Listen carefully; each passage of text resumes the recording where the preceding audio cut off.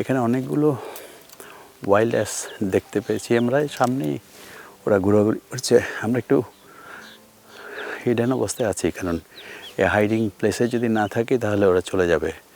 আর এর সাথেই ছিল অনেক সারস ছিল এখানেই বসা আছে ওরা।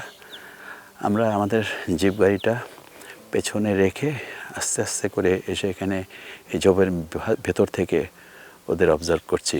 এবং এখানে এই যে ওয়াইল্ড অ্যাস, এই ওয়াইল্ড অ্যাসগুলো কিন্তু আমরা সাধারণত যেই ধরনের গাধা দেখি সেটার সাথে কিন্তু মিল নেই। এরা কিন্তু বেশ দেখতেও সুন্দর এবং ওদের স্বাস্থ্যও খুব ভালো। তার মানে তারা এনাফ খাবার পায় এখানে। আর পৃথিবীর একমাত্র কিন্তু ওয়াইল্ড অ্যাস স্যাংচুরি হচ্ছে এখানে, এই গুজরাটের এই জায়গাটিতে।